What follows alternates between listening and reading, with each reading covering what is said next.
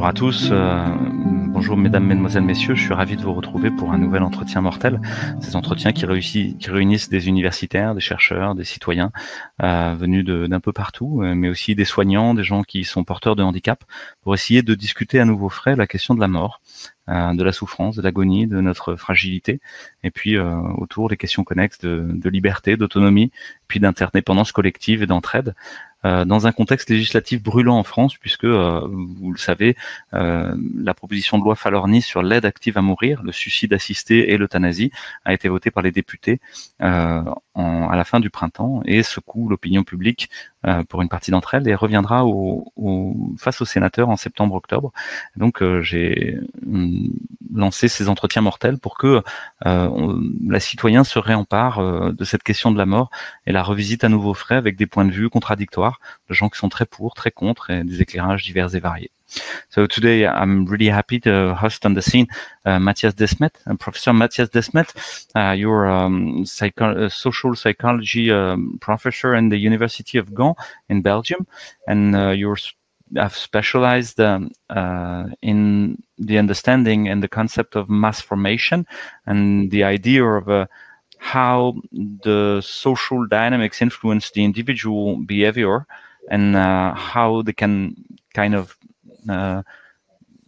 mass form together, forming a new identification, which is this group doing something which is more than what the individual could understand by himself.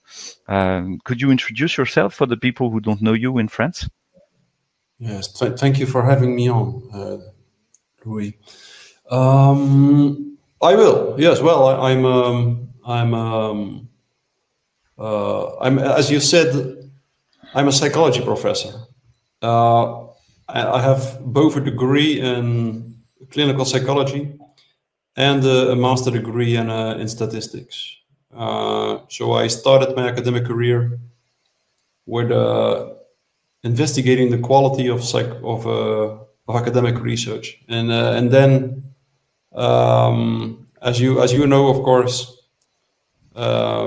most academic research is false.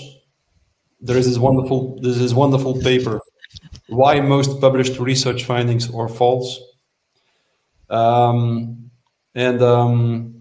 Well, that's one thing. That's how I started my career. And then in 2020, the Corona crisis started, and that's where I started to speak out in public space, because I noticed that the statistics that were used to underpin the mainstream narrative on Corona, that they were wrong. And from the first week of the crisis onwards, I started to speak out. And after a while, after a few months, when it was clear actually to everybody who wanted to see it, that indeed the statistics had been dramatically wrong, I noticed that the story just continued, that the narrative continued, that the Corona measures, the mandates continued. And that was the moment where I decided to try to show people the psychological mechanisms that were at work, which are the same as the mechanisms that lead to the emergence of totalitarian states, which were the same as the mechanisms that led to the emergence of the Soviet Union and Nazi Germany, and which I called a mass formation. That means, like, maybe in French you would call it le conditionnement des foules. I think that would maybe be the best translation. A mass formation is like, it's a kind of group formation that makes people completely blind or which makes people incapable of taking a critical distance of what the group believes, and which makes them willing to radically self-sacrifice, and which makes them extremely intolerant for everyone who thinks differently. So that's the phenomenology of a mass formation. There's this strange group formation, which leads to these very strange states where mothers start to report their children to the state, children start to report their parents to the state, which destroys the entire social fabric, which destroys all human bond between individuals, and which replaces that human bond between individuals by one bond between each individual separately and the collective, the state system. So that's something we like. This process has always existed, but it became stronger throughout the last 2 centuries. And we've seen it at work in the Corona crisis, and we still see it at work now, because that's a dramatic characteristic of a mass formation. Once a major mass formation happens, it almost always leads to a second and a third and a fourth mass formation. So that's I explained that theory of mass formation on many occasions,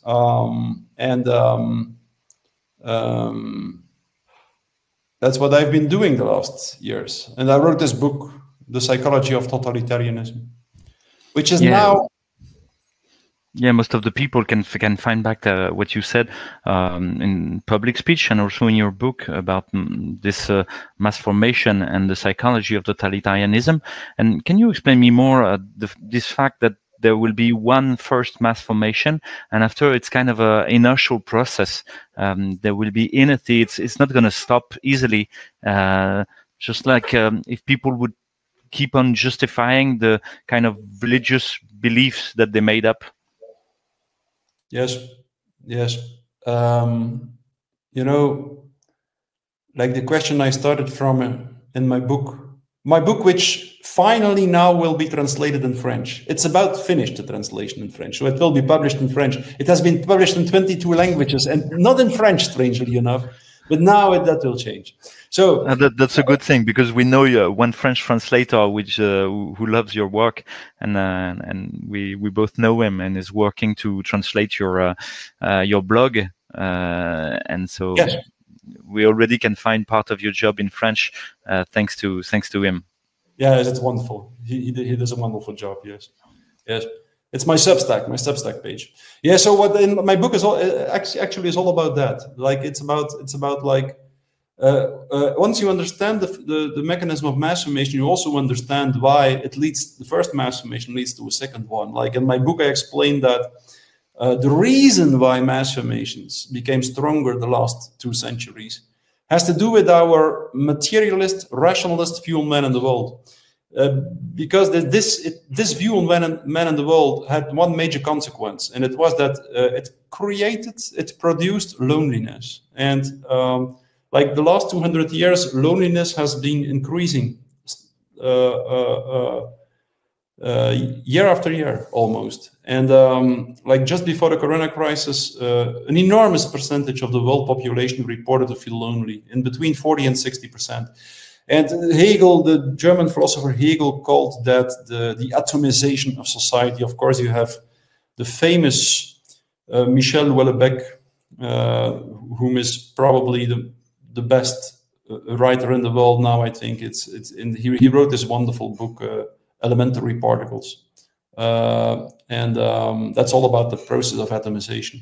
And so more and more people started to feel lonely. Society got atomized, and then once people feel lonely, they start to struggle with lack of meaning making in life. It is as if their life is without purpose. And once they feel lonely and or struggling with lack of meaning making, something very strange happens at the emotional level, the affective level. They are confronted with very specific types of frustration, aggression, and anxiety. Frustration, aggression, and anxiety, which is free-floating, which is not connected to a mental representation. So people feel anxious, but they don't know what they feel anxious for. And when they are in that state, they are extremely vulnerable for propaganda, or just for narratives that are disseminated through the mass media and that indicate an object of anxiety and provide a strategy to deal with that object of anxiety.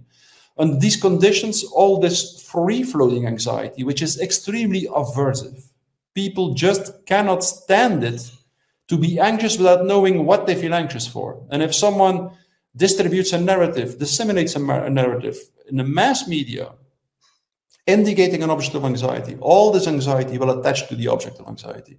And people might be willing to participate in a strategy to deal with that object of anxiety. So that's the point. That happened in the Corona crisis, for instance. It's the French writer... Well, if I understand well, I rephrase what you said, but this free-floating anxiety, free-floating discontent leads to kind of a craving for meaning. There's a need for an explanation. It cannot remain like that. Otherwise, it would lead to craziness, maybe. Yeah, exactly. It leads to craziness. There are three options. Or you find the real object of your anxiety. That means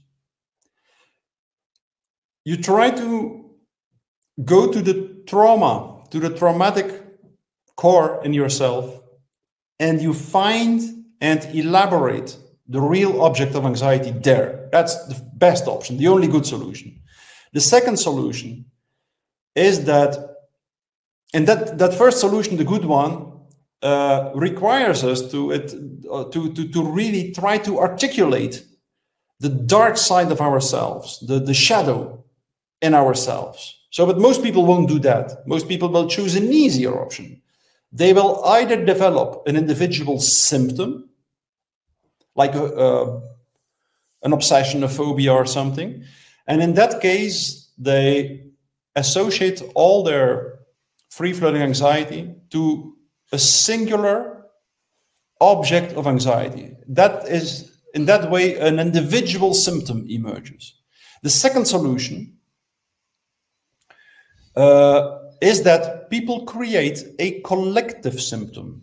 And that's what happens in a mass formation. In that case, 20–30% of the people, of the population, connects its free-floating anxiety all to the same object of anxiety. And so that's and there is a certain advantage in that, namely, like, people have the feeling that they can control their anxiety then. They have the feeling that they know what they feel anxious for. And the second advantage is that, and that's unique for the collective symptom, for the mass formation. The second advantage is that because so many people at the same time participate in the strategy to deal with the object of anxiety, for instance, the lockdowns, they feel they fight a heroic collective battle with the object of anxiety, meaning that they feel connected again. It feels as if they escape their existential loneliness. And that explains why people who fall prey to mass formation, while they claim they fight something terrible, in a very strange way, they feel very enthusiastic. And we could see that. We can still find it on the internet, on YouTube or something, the movies where you could see how people were dancing together, how nurses were clapping their hands, and so on and so on. So the Corona crisis led to this strange enthusiasm. Well, that's typical for mass formation. And it's just the psychological relief of being freed from this fundamental, disconnected, lonely state. But that's the point, that mass formation doesn't really free people from their loneliness. It creates a collective symptom, but in reality, people feel even more lonely, because a mass formation, and that was a very important contribution to the theory of the masses made by Sigmund Freud. A mass is a group that is formed, that emerges, not because individuals connect to each other, but because each individual separately connects to a collective ideal. Meaning that after a while, all the energy, all the love, all the solidarity that existed in the bonds between individuals is all sucked away from there and is all injected in the bond between the individual and the collective. After a while, the bond with the collective becomes much stronger than even the strongest bonds between individuals. And that's why mothers will report their children to the state. Children will report their parents to the state. You can find this conversation on the internet, which I had with Shoref Eshtali, a woman who lived in Iran in 1978 during the revolution there. And she was forced to witness. She was the daughter of the mayor of a major city in Iran. She was forced to witness how a mother who had reported her son to the state put the noose around his neck when he was on the scaffold. And when he was hung, when he died, she was proud to receive a medal for heroineship. So that's what happens in a mass formation. That's the dramatic end stage of a mass formation. So, and that's also why, like mass formation seems to take away the loneliness, but it creates even more loneliness. And that's exactly the reason why after a first mass formation, a second one takes place. We could see that perfectly. I mentioned that time and time again during the Corona crisis, and it was demonstrated so clearly after the Corona crisis that they couldn't be demonstrated in a clearer way. The week that the Corona narrative, that the Corona measures and mandates stopped, we could see how the narrative on the war in Ukraine became very strong, and how suddenly society had a new object of anxiety. The coronavirus was gone psychologically, and now Putin was there. And I don't say, I've written 2 lengthy articles about that. I don't say that Putin is a saint or something, not at all. What I just say, I wrote a lengthy article about that. That's not what I tried to say. I tried to show people that they are sucked into a kind of an irrational and exaggerated fear. For someone who, of course, we all know, everyone who studied the history of the recent history of Russia knows that Putin well.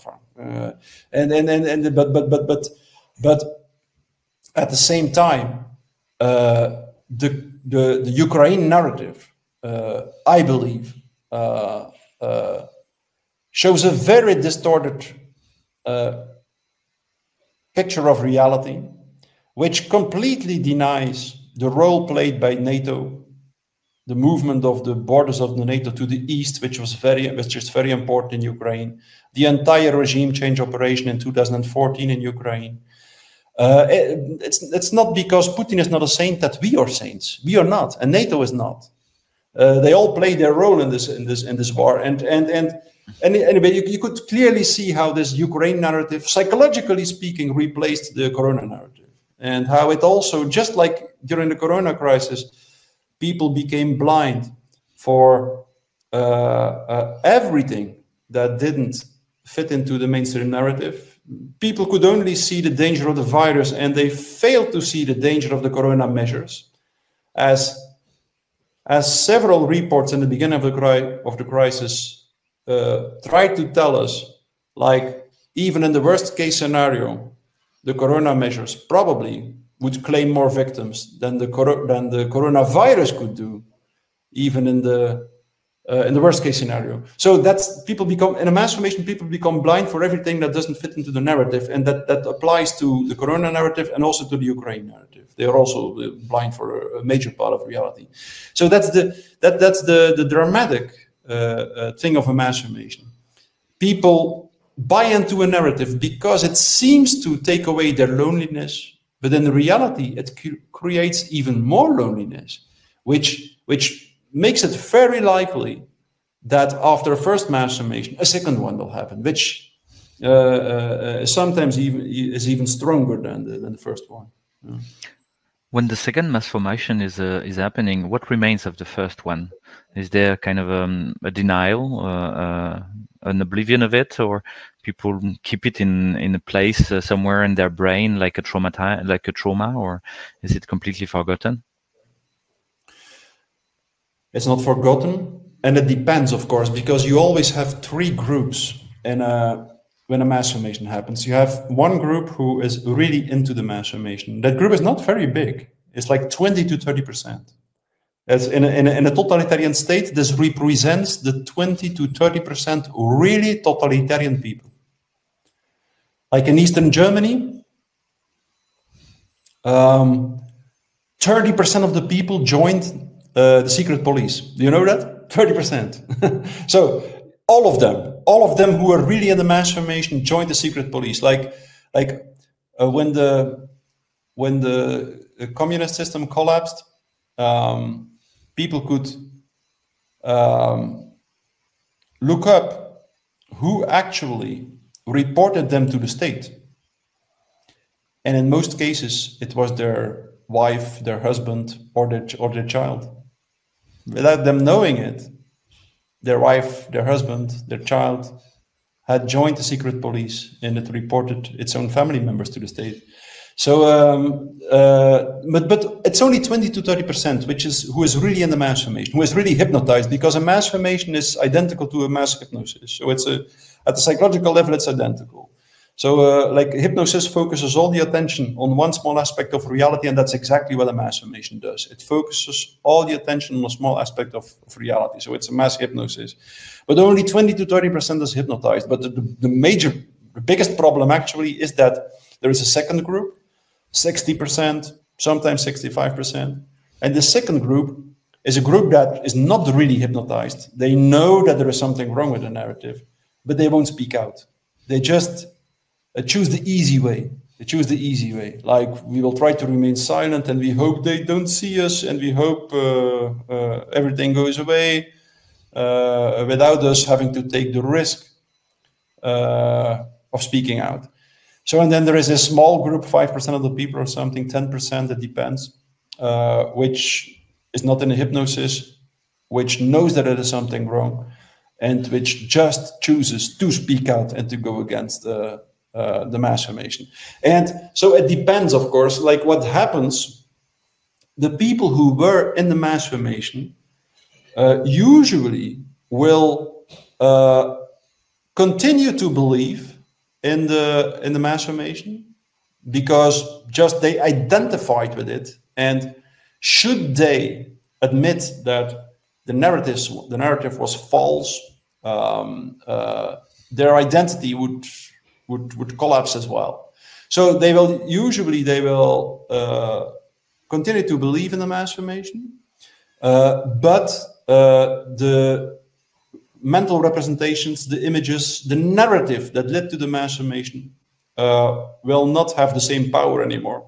Of course not, because all the emotions that were attached to it moved to a new narrative. And usually their activism will, from then on, will be framed no longer using the first narrative, but using the new narrative. But usually they won't admit it. They only, depending on the situation, the second group, which was never really hypnotized, sometimes will start to feel that there might be a chance to speak out then, because they are not as scared anymore as they were when the mass formation manifested. And sometimes then the people who the leaders of the masses under certain conditions will be brought to court, for instance, but not always. It depends. It depends what the second group does. The second group is very important. The middle group. Your concept of mass formation shows how societies cling to collective stories, sometimes blinding us to individual truth. Do you see any relation with the euthanasia and assisted suicide in the law in Belgium? Can we relate in any way how you shape social relations and mass formation to the narrative of a controlled death, for instance? Oh yes, in many different ways. Many different ways. We can look at that phenomenon from many different angles. For instance, first and for all, as society atomizes, as loneliness increases, the death drive will increase in people. So people who are lonely, in the end, they start to feel as if life is without purpose, as if suffering and dying is without purpose. And they will become more and more afraid of suffering and dying. That's just because a lonely person doesn't resonate anymore with what is outside of him, with other people, with nature, and so on. And when we stop resonating with the world outside of us, we start to feel disconnected, lonely, and we stop to have the experience that we are part of something eternal. A person who is really in touch, who really resonates with the external reality, with other people, with the reality, with the nature around them, feels that he or she is part of something eternal, and that's why he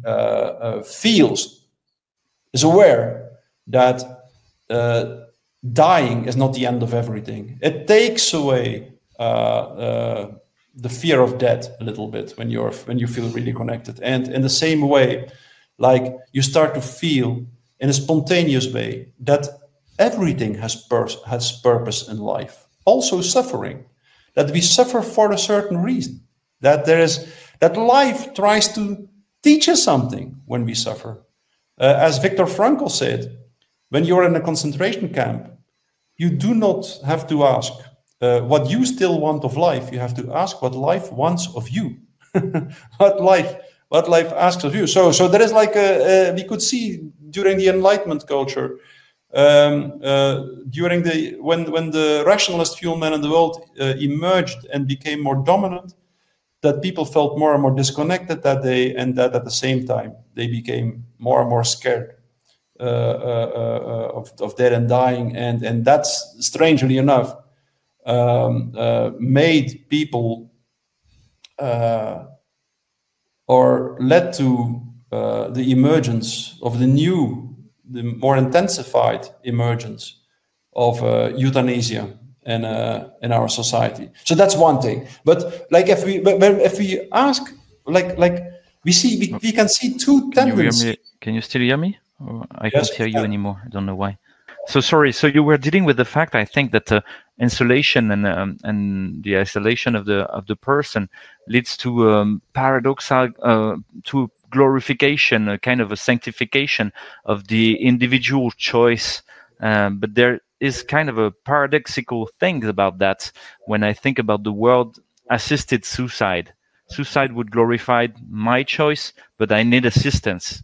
Yes, you need assistance. Exactly. That's something crucial, because like suicide more and more is considered something that should be banned, that should be prohibited. Like when I'm a psychologist, you are a doctor, and like no matter when someone comes to a psychiatrist or a psychologist or a psychotherapist, it doesn't matter, and he mentions that he or she considers suicide, then the law actually stipulates that you should report, as a caregiver, you should report your patient to the state. You should prevent him or her. Yeah, there's the same thing in the hospital. We have a score. We have to make a score for each patient if there is a suicidal tendency or risk, and that's completely paradoxical. It is, of course. So it isn't. On the one hand, it's paradoxical. On the other hand, it isn't, because just what the state wants to decide. That's so typical for totalitarian dynamics. The state wants to decide on everything. You are no longer to allow yourself to decide whether you want to live or whether you want to die. The state has to give you permission.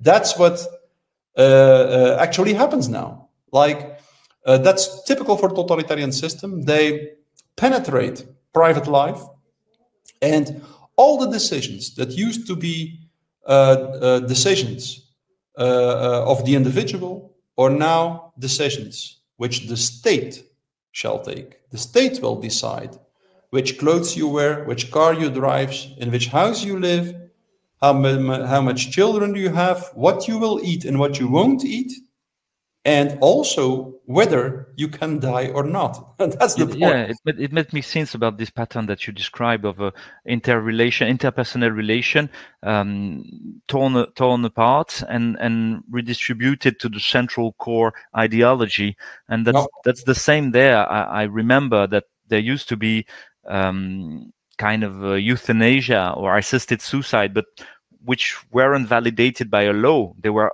done because the doctor, the family, and the patient just got in accordance. They convinced that it was the right solution for the person, and they were all on agreement about that. And nobody would say anything. It wouldn't be in the law. And I think in this moment it was all right, because this was about the relationship and the interpersonal bond. But there's something different with this expropriation from our intimate ability. I think that's the real problem. That's the real problem, I think. It becomes a bureaucratic affair now. It has to go through a bureaucratic, state-supervised procedure now. The decision whether you will die or whether you want to live, or whether your suffering is whether you want to go through a period of suffering or not. So that's the problem, and then that's as I said, it's part of a much broader totalitarian dynamic. I think a dynamic where the state bureaucracy actually claims all the decisions in human existence. Exactly. Yeah, maybe we are going to be told in a few years that it's a fantasy if we want to die naturally or normally without any assistance, and it's going to be forbidden because we are out from the control of the state. Do you have any personal or professional experience about that in Belgium? Oh yes, yes. The law is already done for years now. Yeah, I think the official law on euthanasia was introduced in Belgium somewhere in 2002, I think. And one time I had a patient, a nurse, who came to me and who told me about hundreds of people, he said at that moment, he had killed in the terminal stage of their illness.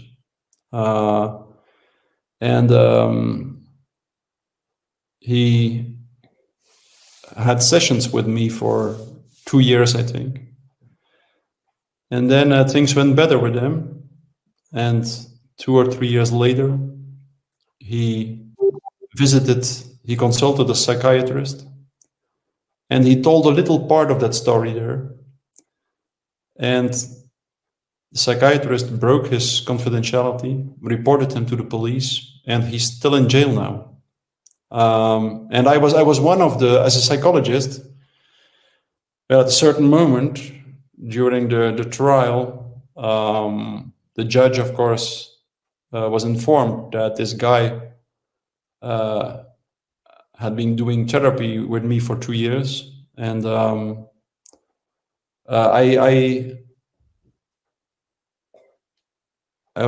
had to testify before court, and I refused to say what or to hand over to give my file to the court for a long time, and until the end actually, and that was the first time that I was on national television. It was 3 years before the Corona crisis. It's because I refused to break my professional confidentiality. So of course I would do it for everyone. It's not because it was not in the first place, because I think what he did was good to do. But I think, like, I heard this.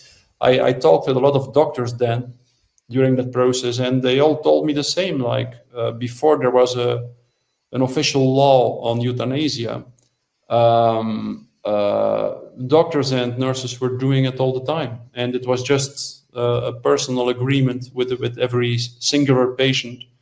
No bureaucracy involved, and I also think some things, for some things in life, it's just impossible to write a bureaucratic manual or a bureaucratic protocol, because sometimes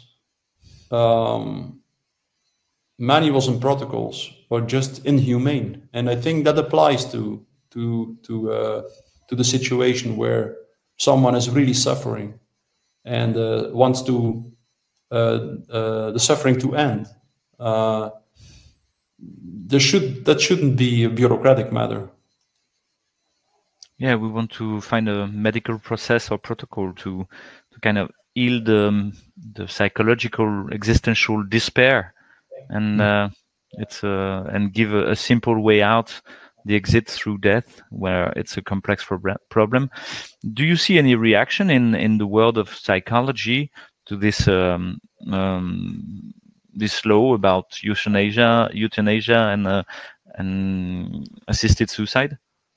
Not very much, because in a rather strange way, I think most people maybe they feel that there is something wrong with it, with the contemporary evolutions, but they don't find the arguments to go against it and to speak out. Like, in a certain way, it seems so evident. Like, okay, we have to make rules, we have to make laws, we have to regulate this, but if you don't agree or if you object, it almost seems as if you're inhumane. That's a strange thing. While it's the other way around, of course. It's too much rules. Can also be inhumane, and that's no. But I don't see much reaction. No, not at the moment. It reminds me that most of the Nazi laws were inspired by Carl Schmitt, and Carl Schmitt was always dealing with the necessity of the everyday life and normal principles.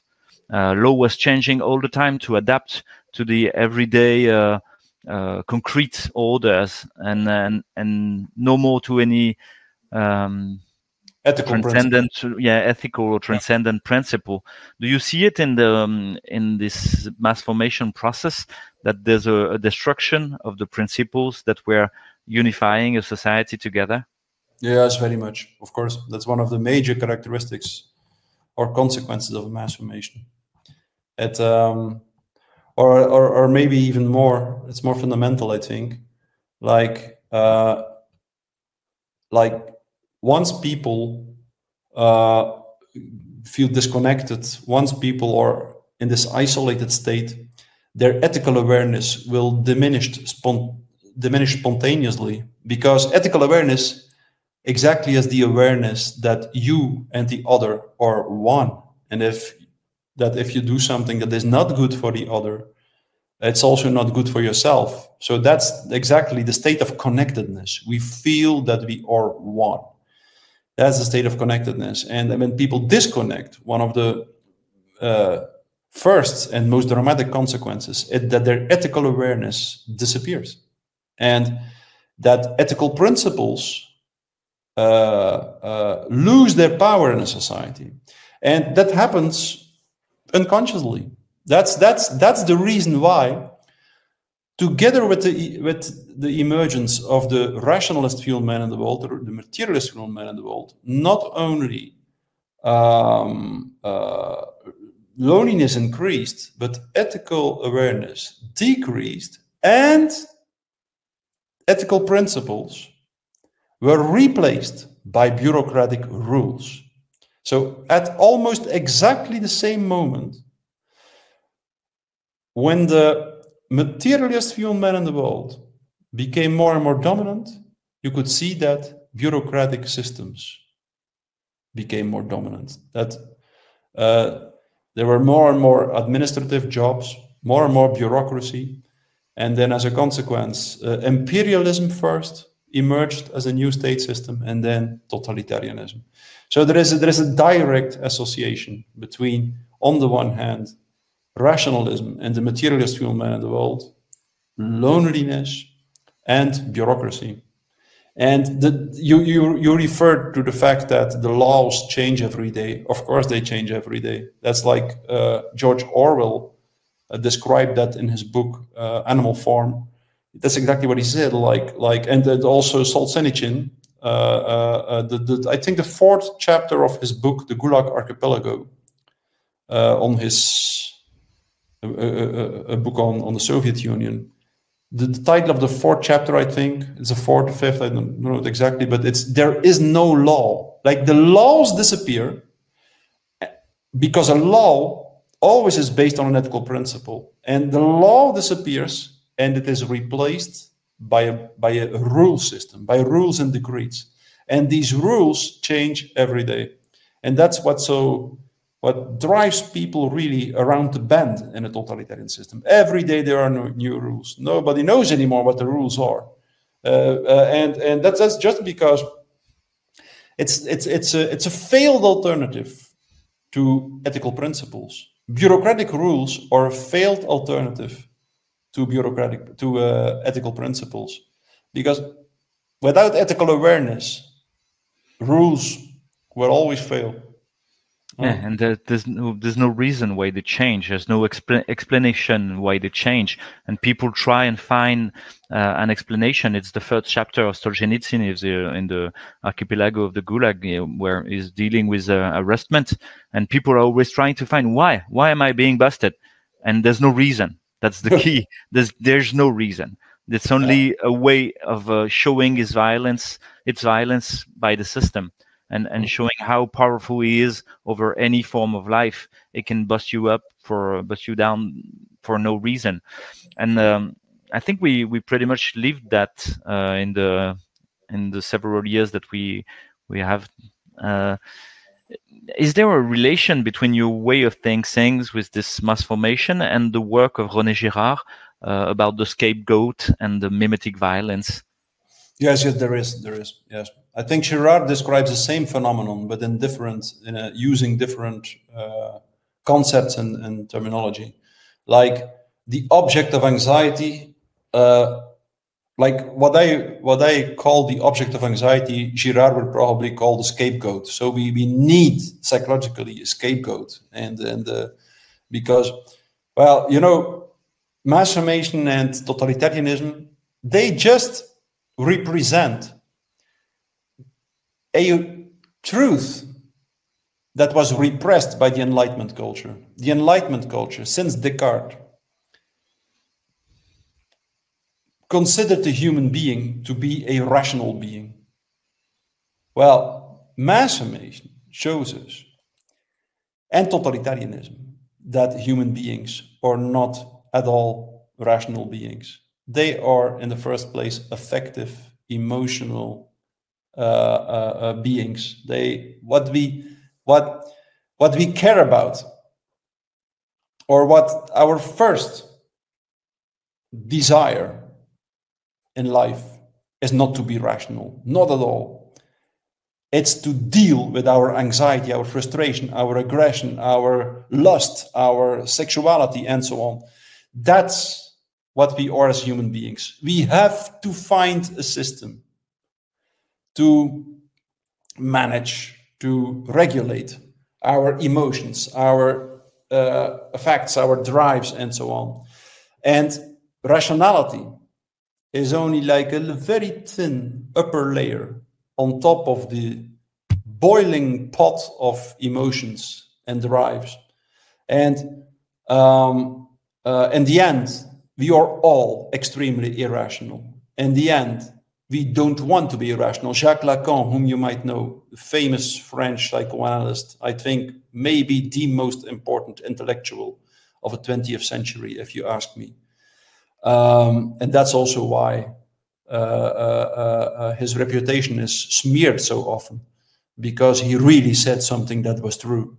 He said, like, not love, not hate, but the passion for ignorance, la passion d'ignorance, is the most powerful passion in a human being. We constantly make ourselves blind because we want to stick to the narratives we use to deal with our hate, our aggression, our anxiety, and so on.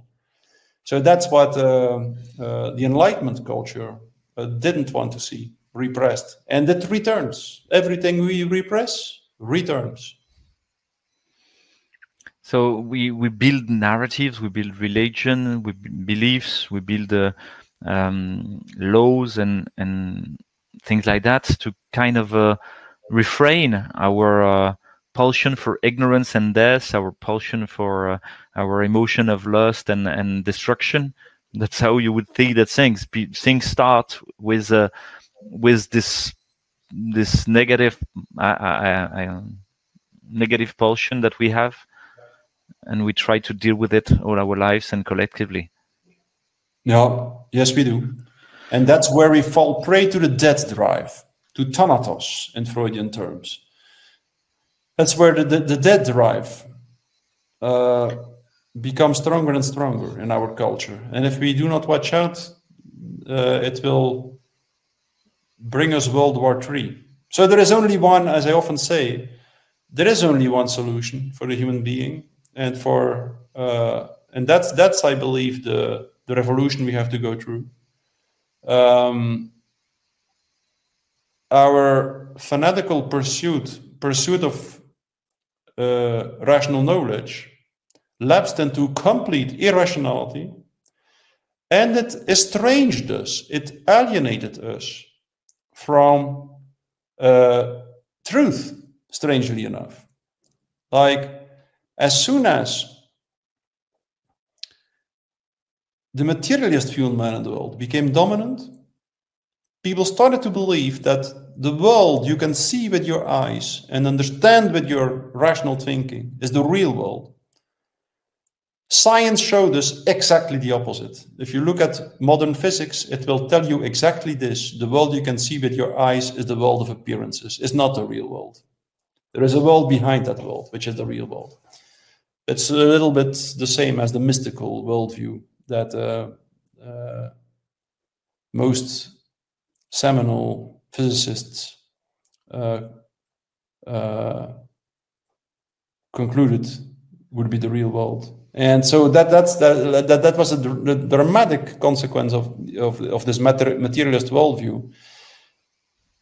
The material world is the real world, and the ultimate goal of life is survival in this real world.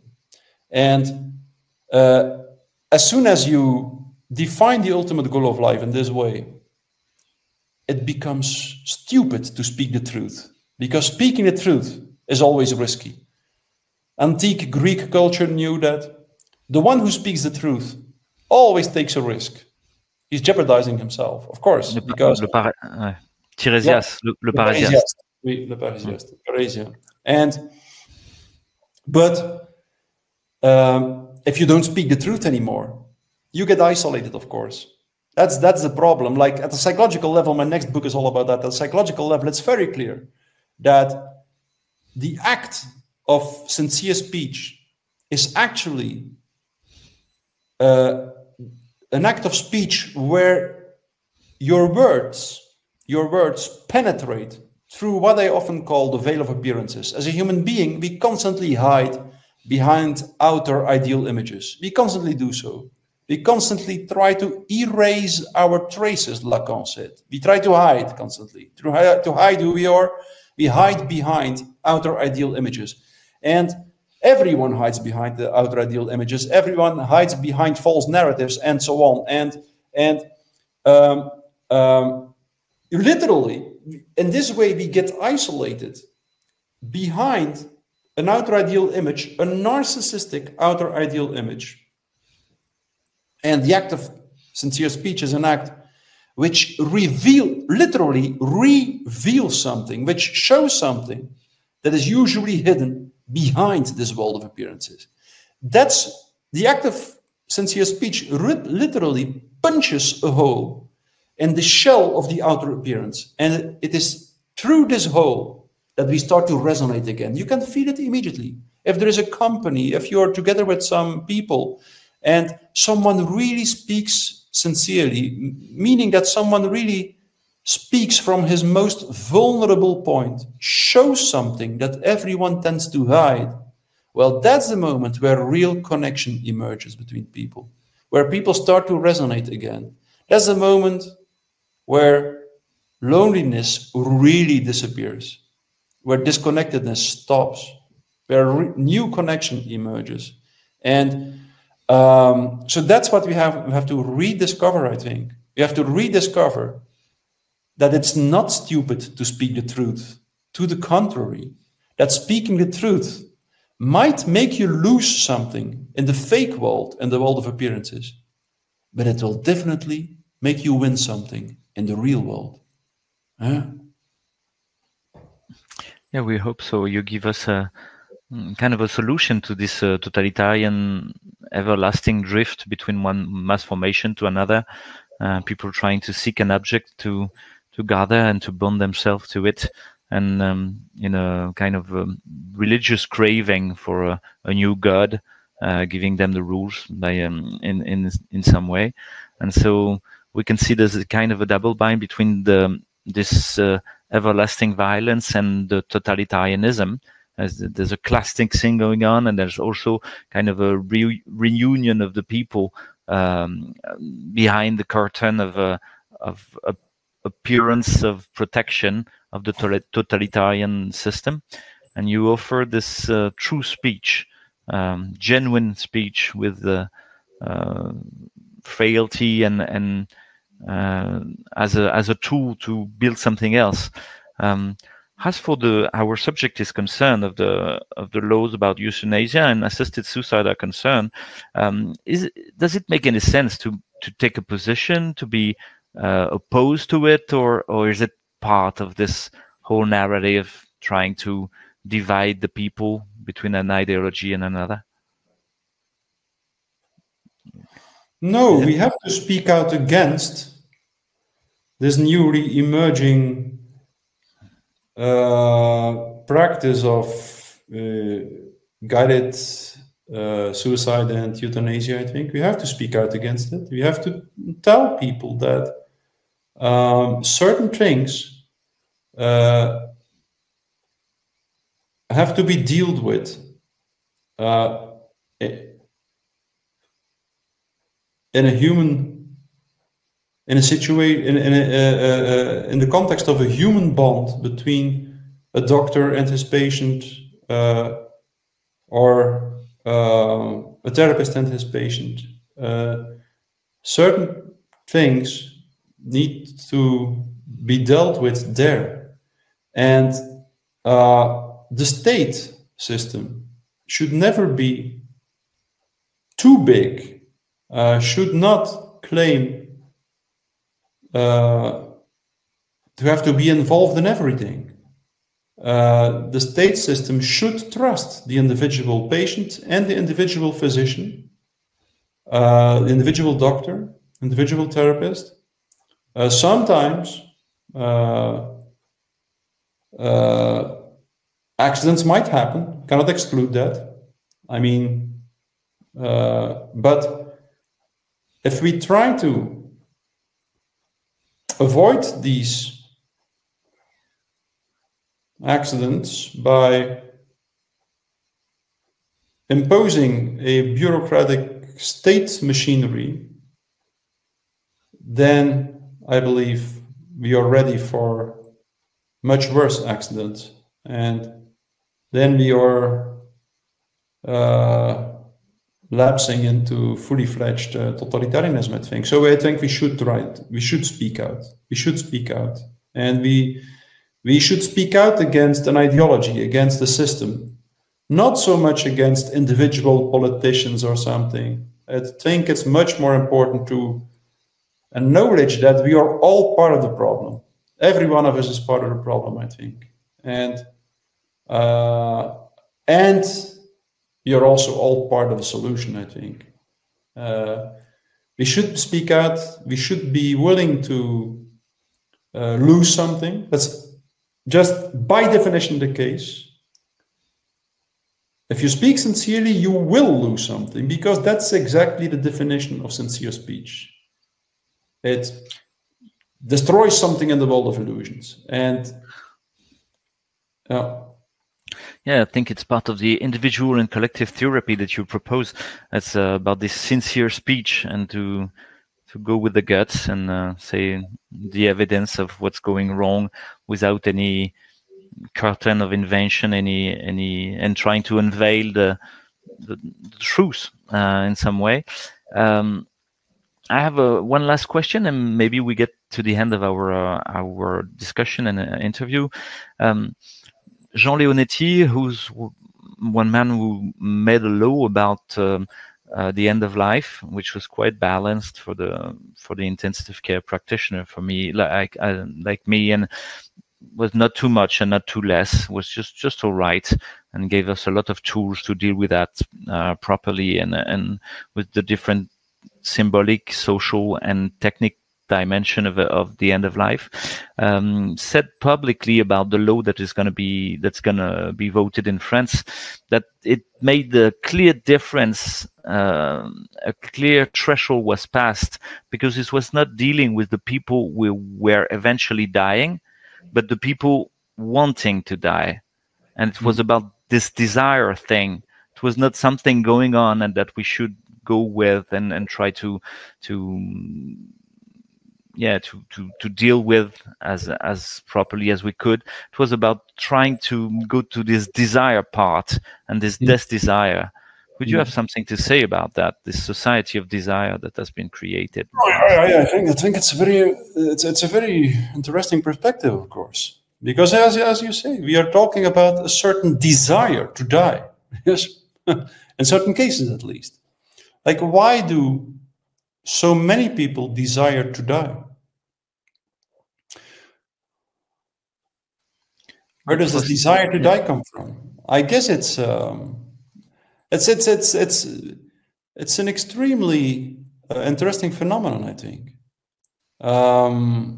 Plus, there's a kind of illusion, as if our desire was belonging to us and created by ourselves. But we can see that all the neurosciences and their venomous fruits that happen with marketing and propaganda are precisely designed to shape the desire. Mm-hmm. Yes, and they could also shape a desire to die in a very straightforward way, I think. I gathered some newspaper articles suggesting things like that. Like, if you are beyond a certain age, you're a burden to society. And, well, of course, you can choose to continue to live, but maybe you should think twice and try to realize what that means for the younger people. So it's at the level of the desire. Like, we should also really analyze the structure of desire in our society, and how desire, to a certain extent, is a socially manufactured phenomenon. Sure. Thank you much, Matthias, for all this information and wiseness that you gave us. Maybe I give you free speech for a few minutes to share what you want with the public, and to give kind of a take-home message if you want, and then we conclude, if it's all right for you. Yes. What shall I say in that few minutes? Well, you know, as I just touched upon, like, more and more we find ourselves in a society where it becomes increasingly difficult to speak out, where certain ideologies are very dominant, very aggressively imposed. I think about things like transgenderism, about assisted suicide as well, woke culture, which, to be clear, there are certain things that are very good in that woke culture, I think, but the way in which it is imposed is very problematic, I believe, and it seems on its way to become the ideology of the new totalitarianism. I think what we are facing is not so much a new fascist totalitarianism. I think the new totalitarianism will be technocratic in nature and transhumanist in nature, as the ultimate consequence of the materialist view on man in the world. So, no matter how difficult it is, let's all try to represent humanity and the human being in a world that is dehumanizing at record pace. That will be the most important thing, I think. We won't be able to predict what exactly will happen. Nobody knows. We are dealing with a society as a complex dynamical system, which by definition is impossible to predict. But we don't have to know exactly what will happen. We just have to know that in a world where ethical awareness is disappearing, we will try to represent it. We will do our best to be a human being in a world where the human being seems to die, in a world that is de-souling, I sometimes say, at record pace. So thank you, Louis, for the way in which you spoke out. I was touched very much during the Corona crisis when I heard you speak, because you represented one of the few people. You spoke out in a humble, sincere, and intelligent way. And I hope many people do like you do, every one of us in our own way, because every human being speaks the truth in a singular way. And that's, I believe, in the end, what will overcome totalitarianism. A relatively small group of people who continue to realize what sincere speech means to a human being and to human living together. Thank you much, Matthias, and I hope too that people are going to handle this free speech, this sincere speech that you're talking about, and because we need the other one to do so, because it's tiring. We can say that in some way we need some other people to help, and so the same as you said.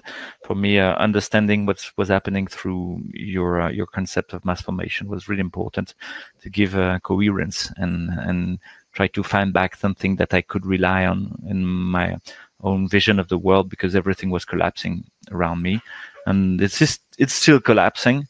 And I really believe in this human part of us that could insufflate, that could push into the darkest place, in the darkest moment of totalitarianism, a shade of light, and a small brittle candle going, still trembling. Thank you much, and Matthias, and thank you to everybody who watched, and be aware again of those entretiens mortels, and we will translate it for the French public. Bye-bye. Thank you, Louis. Thank you.